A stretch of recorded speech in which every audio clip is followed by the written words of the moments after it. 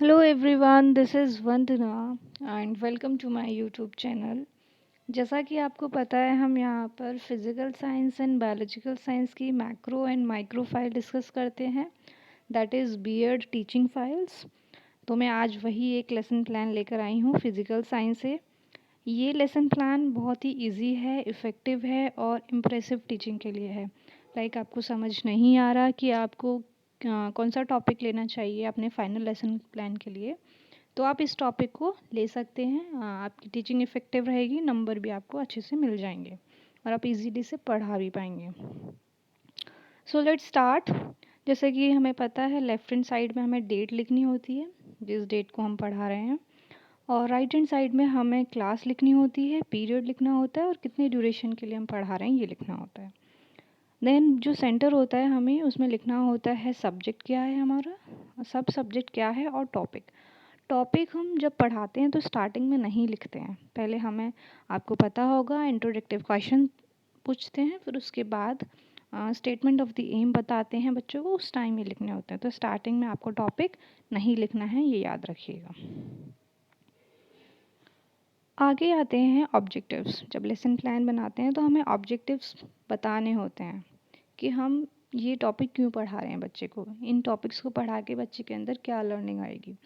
तो general objectives होते हैं वो रिगार्डिंग सब्जेक्ट होते हैं। मैं साइंस का कोई भी टॉपिक पढ़ाऊँ, कोई भी लेसन प्लान पढ़ाऊँ, तो मेरे जनरल ऑब्जेक्टिव्स हमेशा सेम रहेंगे। स्पेसिफिक ऑब्जेक्ट होते हैं, ये टॉपिक कंसर्न होते हैं, ये टॉपिक टू टॉपिक वेरी करेंगी क्योंकि इसमें बताया जाता है कि उस टॉपिक के थ्रू बच्चा क्या सीखेगा। होपफुली आपको ये समझ आए होंगे। अभी हम जनरल ऑब्जेक्टिव्स की बात कर लेते हैं कि जनरल ऑब्जेक्टिव साइंस के लिए क्या हो सकते हैं।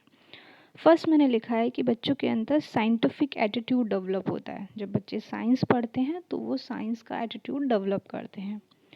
सेकेंड ऑब्जेक्टिव मैंने लिखा है कि बच्चों के अंदर साइंस को पढ़ने के लिए इंटरेस्ट भी आता है। वो एक साइंस का फिनोमिना पढ़ते हैं तो उनकी कनेक्टिविटी लिंक होती है और वो फिर बाकी भी साइंस के टॉपिक पढ़ने लगते हैं, तो ऐसे उनको साइंस के रिगार्डिंग इंटरेस्ट डेवलप होता है। थर्ड मैंने टीचिंग पॉइंट लिखा है, बच्चों के अंदर लॉजिकल एबिलिटी डेवलप होती है, क्योंकि साइंस थोड़ा सा फिनोमिनल है और एब्स्ट्रैक्ट थिंकिंग भी आती है इसके अंदर। तो बच्चों के अंदर यहाँ से लॉजिकल थिंकिंग एबिलिटी डेवलप होती है। वो फिनोमिनाज की एप्लीकेशन पढ़ते हैं तो उन्हें समझ में आता है, वो लिंक करते हैं, तो यहाँ से बच्चों की लॉजिकल एबिलिटी बढ़ती है साइंस पढ़ने से। नेक्स्ट है कि to develop an objective attitude student experimental evidence. बच्चों के एक्सपेरिमेंटल एविडेंस भी क्लियर होते हैं। साइंस में हमें पता है कि हम केमिस्ट्री में भी एक्सपेरिमेंट करते हैं, फिज़िक्स में भी एक्सपेरिमेंट करते हैं, बायोलॉजी सब में एक्सपेरिमेंट करते हैं। तो बच्चे खुद करके एक्सपेरिमेंट को उसका प्रूफ देते हैं और ख़ुद को भी सेटिस्फाई करते हैं, तो उनके पास एक्सपेरिमेंटल एविडेंसेस भी होते हैं चीज़ों को करने के लिए। नेक्स्ट है, बच्चों के अंदर डिसीज़न मेकिंग एबिलिटी भी आती है साइंस जब पढ़ते हैं, क्योंकि वो प्रॉपर फैक्ट और आइडियाज़ उनके अंदर होते हैं। कोई भी चीज़ पढ़ते हैं बच्चे तो वो उनका प्रॉपर फैक्ट आइडियाज़ करते हैं, आइडियाज़ होते हैं उनके पास, तो वो उसे एनालिसिस करके एक डिसीज़न मेकिंग एबिलिटी भी उनके अंदर डेवलप होती है। तो ये जनरल ऑब्जेक्टिव्स होते हैं for sciences lesson plan. Specific objectives हो सकते हैं, ये हमारे ब्लूम्स की टेक्सोनॉमी के बेसिस पे लिए गए हैं, बट ये जो चार जो स्पेसिफिक मेरे लेसन प्लान में है ये सीबीएसई के अकॉर्डिंग जो लिए जाते हैं ये वो हैं। First is knowledge, second is understanding, third is application and fourth is skill. तो फर्स्ट जब नॉलेज होगी, नॉलेज में जो भी टॉपिक पढ़ाएंगे, मैं फिज़िकल केमिकल चेंजेस पढ़ा रही हूँ तो मैं बताऊँगी कि बच्चे इसको, इस टॉपिक की डेफिनेशन बता सकते हैं, इस टॉपिक को रिकॉल एंड रिकॉग्निशन कर सकते हैं। वो कहीं भी देखेंगे कोई चेंज हो रहा है तो बता सकते हैं ये ड्यू टू फिज़िकल या केमिकल चेंज है। बच्चे डेफिनेशन दे सकते हैं, जो भी मैं पढ़ाऊँगी वो बच्चे उस चीज़ को आपको अच्छे से बता सकते हैं। सेकेंड आता है अंडरस्टैंडिंग। अंडरस्टैंडिंग मीन्स कि बच्चों ने सिर्फ आपको बता ही नहीं देंगे, उसके रिगार्डिंग जो अंडरस्टैंडिंग डेवलप हुई है, जो उनको समझ आई है, वो आपको समझा भी सकते हैं। ठीक है, फिज़िकल और केमिकल चेंज हुआ है तो बता सकते हैं कि ये अब रिवर्सिबल है तो क्यों है, और इरिवर्सिबल है तो क्यों है। वो रीज़न आपको स्पेसिफिक दे सकते हैं, उनके अंदर डिफरेंसेस क्रिएशन हो जाएगी। होपफुली आपको समझ आया होगा। ये ब्लूम टेक्सोनोमी के ऊपर है, अगर आपने वो अच्छे से पढ़ा है तो आप ये ऑब्जेक्टिव्स इजीली बना लेंगे। थर्ड है एप्लीकेशन। टॉपिक कोई भी पढ़ा दो, उसकी एप्लीकेशन अगर वो नहीं कर पा रहे हैं तो उस टॉपिक को पढ़ाने का कोई मतलब नहीं होता। तो यहाँ से बच्चे वो अपनी डे टू डे लाइफ में अप्लाई करना सीख जाएंगे। नेक्स्ट है स्किल। सिर्फ अप्लाई करना ही नहीं सीख जाएंगे, वो न्यू डिस्कवरीज़ और इनोवेशन में भी पार्टिसिपेट करने की कोशिश करेंगे। अगर उन्होंने जो टॉपिक पढ़ा है उनसे सिमिलर उनको कहीं रिजल्ट दिखता है तो वो उसको कोरिलेट करने की भी कोशिश करेंगे। मीन्स वो अपनी डे टू डे लाइफ में फिज़िकल और केमिकल चेंजेस जो हमने पढ़ाए हैं, हम जो एग्जांपल देते हैं उनसे अलग भी एक्सपेरिमेंट डिस्कवर करने की कोशिश करेंगे। ये पार्ट हमारा स्किल में आता है। होपफुली आपको ऑब्जेक्टिव्स क्लियर होंगे। ऑब्जेक्टिव्स के बाद आता है हमारा प्रीवियस नॉलेज, कि मैं ये टॉपिक पढ़ा तो रही हूँ बच्चों को, लेकिन उनकी फाउंडेशन क्या है। तो मैं यहाँ लिखूँगी कि उनको फिज़िकल और केमिकल चेंजेस की बेसिक नॉलेज है, उन्हें पता है कि फ़िज़िकल क्या होता है और केमिकल क्या होता है। उन वर्ड्स की प्रॉपरली मीनिंग उन्हें पता है क्योंकि वो लोअर क्लासेस में पढ़ चुके हैं। नेक्स्ट है टीचिंग एड। टीचिंग एड मतलब कि मैं किस इंस्ट्रूमेंट की हेल्प से या किस चार्ट, वीडियो, ऑडियो, किसकी हेल्प से उनको पढ़ा रही हूँ, तो वो हमारे टीचिंग एड्स होते हैं। तो मैंने यहाँ लिखा है कि मैंने उनको चार्ट दिखाया है फिज़िकल चेंजेस के लिए। आप कुछ डेमोन्स्ट्रेशन करके भी दिखा सकते हैं, पेपर जला के दिखा सकते हैं, तो आप यहाँ लिखेंगे पेपर एंड मैच बॉक्स। जो भी आप करके दिखाएंगे, शो करके दिखाएंगे, आप वो यहाँ लिख सकते हैं। कुछ बच्चे ब्लैक बोर्ड, डस्टर ये भी लिखते हैं, ये भी लिख सकते हैं, बट ये तो हमारे नॉर्मल टीचिंग एड होते हैं। Text book and chart and duster ये नॉर्मल टीचिंग एड होते हैं। इनके अलावा आप लिखते हैं तो वो थोड़ा अच्छा लगता है, इम्प्रेसिव लगता है। अब यहाँ से हमारा फाइनली लेसन प्लान शुरू होता है जो आप क्लास में पढ़ाने वाले हैं। ये सारी चीज़ें हम अपने back of the mind plan रखते हैं कि ये हम इस लिए पढ़ा रहे हैं, बट जो आपको क्लास में परफॉर्म करना होता है वो यहाँ से करना होता है। इंट्रोडक्टिव क्वेश्चन जिन्हें बोलते हैं। फर्स्ट क्वेश्चन मैंने पूछा, what happen when we boil water. पानी को उबालेंगे तो क्या होगा। तो बच्चे बोलेंगे पानी उबल जाएगा, एवापोरेट हो जाएगा। नेक्स्ट क्वेश्चन मैंने पूछा, what happen when water gets cool. पानी ठंडा होगा तो क्या होगा। तो बच्चे बोलेंगे कि पानी ठंडा होके आइस में कन्वर्ट हो जाता है। ये भी ठीक है। नेक्स्ट क्वेश्चन मैंने पूछा, what happen when the setting the milk. जब हम दूध को सेट करते हैं या फिर उसमें खट्टा डालते हैं, दही डालते हैं, तो क्या होता है। तो वो मिल्क क्या हो जाता है, कर्ड में चेंज हो जाता है, मतलब milk turn into curd. Fourth question मैंने पूछा कि क्या हो रहा है जब हम पानी को गर्म कर रहे हैं, पानी को ठंडा कर रहे हैं या मिल्क को सेटिंग कर रहे हैं। तो बच्चों ने बताया कि वो एक चेंज से दूसरी चेंजेस में कन्वर्ट हो रहे हैं। एक चेंज दूसरे चेंज में कन्वर्ट हो रहा है, एक फॉर्म दूसरे फॉर्म से कन्वर्ट हो रही है। ये बच्चे बता पा रहे हैं क्योंकि ये उन्होंने कहीं ना कहीं लोअर क्लासेस में पढ़ा है। फिर फाइनली मैंने क्वेश्चन पूछा कि जो सब्सटेंसेस में चेंजेस हो रहे हैं, इन चेंजेस को क्या कहते हैं और ये चेंजेस कितने टाइप के होते हैं। तो बच्चे ये नहीं बता पाएंगे क्योंकि उन्होंने इसके बारे में शायद कभी नहीं पढ़ा होगा, और जिसने पढ़ा होगा वो एक दो बच्चा बता देगा। तो आप फर्दर क्वेश्चन पूछ के भी आपको प्रॉब्लमेटिक क्वेश्चन, क्योंकि जब तक प्रॉब्लमेटिक क्वेश्चन नहीं आएगा आप उसको कैसे टीचिंग इंट्रोड्यूस करोगे, आप कैसे बताओगे कि आज मैं आपको ये पढ़ाऊँगी जब तक बच्चा आंसर दे रहा है। तो आपको फाइनली ऐसे क्वेश्चन पे लाना होता है जहाँ पे बच्चों को प्रॉब्लम आए, फिर आप उसको गाइड कर सकें। नेक्स्ट फिर यहाँ पे आता है स्टेटमेंट ऑफ द एम, और यहीं पे हमें अपना जो टॉपिक होता है वो लिखना होता है। बच्चों को बताया जाता है कि आज हम फिज़िकल और केमिकल चेंज के बारे में डिटेल से पढ़ने वाले हैं, और यहाँ पे जो मैंने आपको बताया था कि टॉपिक लिखते हैं ब्लैक बोर्ड पे, उसी टाइम पे हम यहाँ पे लिखते हैं उस टॉपिक को, उससे पहले नहीं लिखेंगे। क्योंकि अगर हम उससे पहले लिखेंगे तो बच्चों को पता चल जाएगा हम ये टॉपिक पढ़ने वाले हैं, और फिर आपका प्रॉब्लमेटिक क्वेश्चन अराइज ही नहीं हो सकता। तो आप इसे हमेशा याद रखिए। उसके बाद हमने फर्स्ट टॉपिक लिया या फर्स्ट टीचिंग एड लिया है मैंने, फिज़िकल चेंज। तो इसमें एक टेबल बनती है जिसमें आपको पहले टीचिंग पॉइंट लिखना पड़ता है, कि आप क्या पढ़ाने वाले हैं। फिर आपको अपनी एक्टिविटी, स्टूडेंट एक्टिविटी लिखनी, प्यूपल टीचर एक्टिविटी लिखनी होती है कि आप क्या क्वेश्चन पूछेंगे। फिर इधर लिखना होता है आपको कि बच्चे क्या रिस्पॉन्स देंगे। फिर आप किस चीज़ से हेल्प से आप पढ़ा रहे हैं या फिर आप ब्लैक बोर्ड पे क्या लिख रहे हैं, आपको वो यहाँ पे मेंशन करना होता है। तो जैसे मैंने फिज़िकल चेंज में यहाँ दिखाया है कि कैसे आइस वाटर में चेंज हो रही है, कैसे हम पेपर को फाड़ रहे हैं और फिर दोबारा पेपर को चिपका सकते हैं। तो इसकी फ़िज़िकल प्रॉपर्टी में चेंज नहीं आ रहे, तो ये हमारा फ़िज़िकल चेंज का एग्ज़ाम्पल है। तो आप ऐसे कोई एग्ज़ाम्पल लेके बच्चों को बता सकते हैं। टॉपिक पढ़ाने से पहले जैसे मैंने बताया था कि डेवलपमेंटरी क्वेश्चन पूछे जाएंगे। जैसे वहाँ पे हमने इंट्रोडक्टिव क्वेश्चन पूछे थे, यहाँ पे पूछे जाते हैं डेवलपमेंटरी।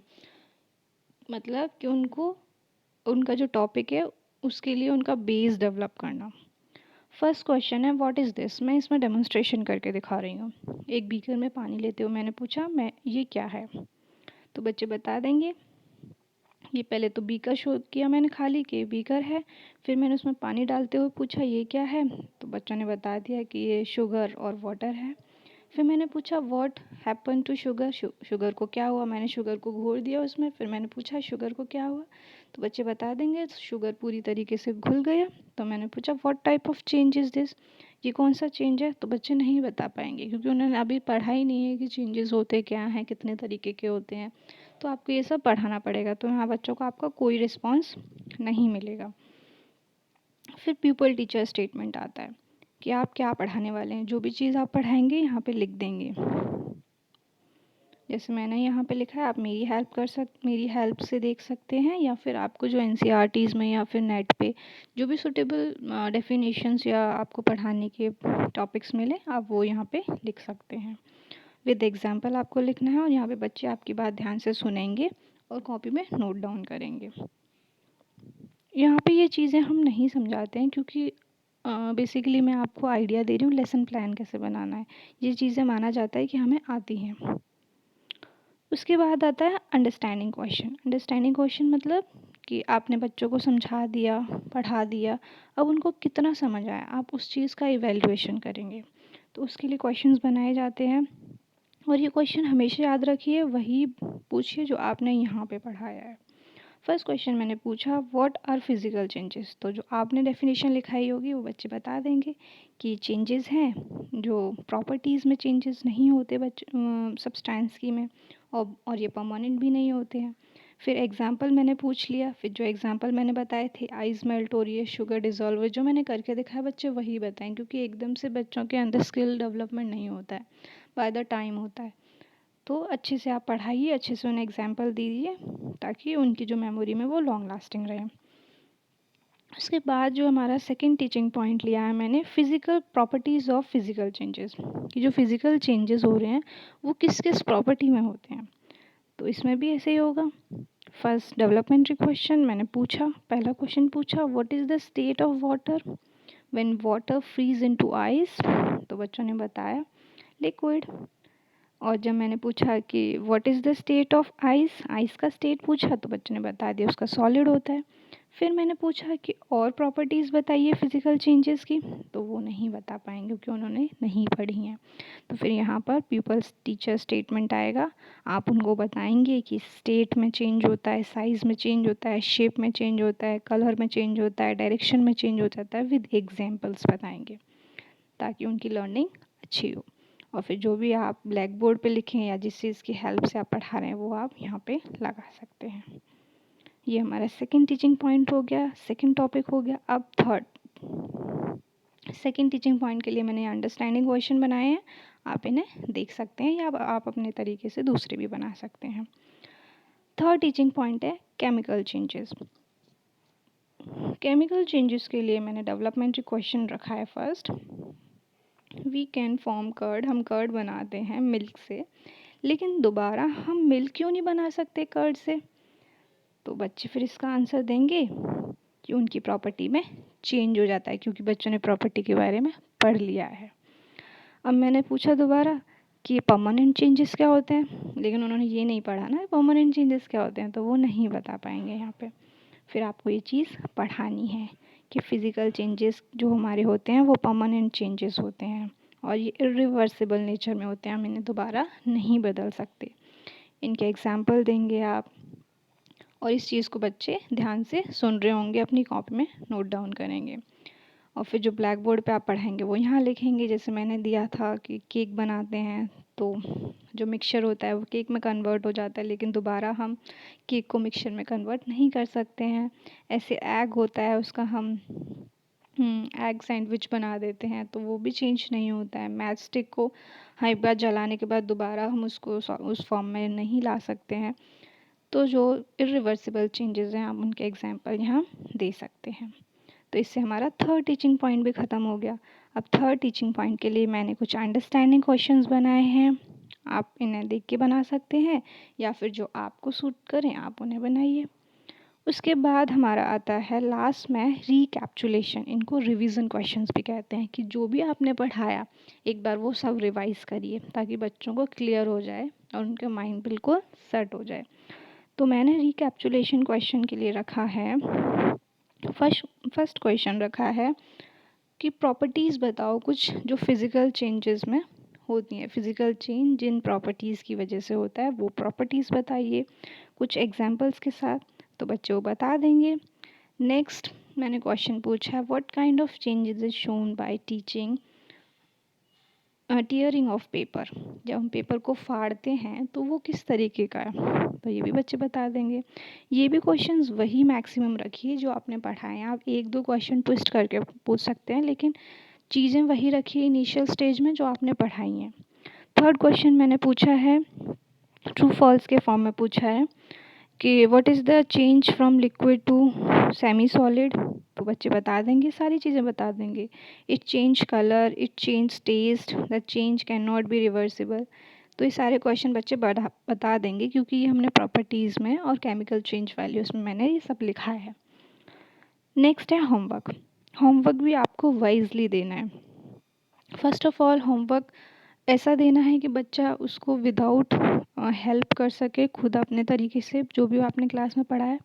और एक दो क्वेश्चन आप हाई लेवल का दे सकते हैं, हाई थिंकिंग का, और वो भी आपको बच्चे की कैपेसिटी, माइंड कैपेसिटी के अकॉर्डिंग देना है ताकि वो उसकी मेंटल स्टेट वो घर पे रिवाइज करे और उनसे थोड़ा इंक्रीज़ हो, ताकि आप कल को उनसे क्वेश्चन पूछो तो वो हाई ऑर्डर थिंकिंग के क्वेश्चन की तरफ आप मूव कर सको। यहाँ में फर्स्ट क्वेश्चन लिखा है classify the following process into physical और केमिकल चेंज। तो मैंने तीन ऑप्शन दिए, beating of aluminium metal to make aluminium foil. यहाँ पे मैंने क्या किया है कि चीज़ें इजी दी हैं बट एग्जाम्पल्स को चेंज कर दिया। अब वो सोचेंगे कि अच्छा ऐसा हो रहा है तो ये किस में फ़िट होगा।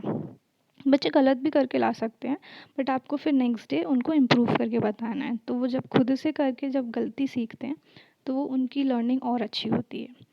नेक्स्ट है cutting of a log of would into pieces. ये करके नहीं दिखा सकते लेकिन बच्चों को हम इमेजिनेशन में ले जा सकते हैं, तो वो सोचेंगे, फिर उनकी इमेजिनेशन इंक्रीज़ होगी। Boiling of water. Next question मैंने लिखा है डिफाइन केमिकल चेंजेस। ये एक ईजी दे दिया, एक थोड़ा सा हाई लेवल का दे दिया। तो इस तरीके का आप ध्यान रखिए, इस तरीके से होमवर्क दीजिए और फिर ये आपका इवैल्यूएशन होता है कि आपने कैसा पढ़ाया और फिर आपके टीचर्स यहाँ पे आपको रिमार्क देते हैं। तो इस तरीके से ये लेसन प्लान ख़त्म होता है। होपफुली आपको समझ आया होगा और आपकी इससे हेल्प हुई होगी। Thank you so much.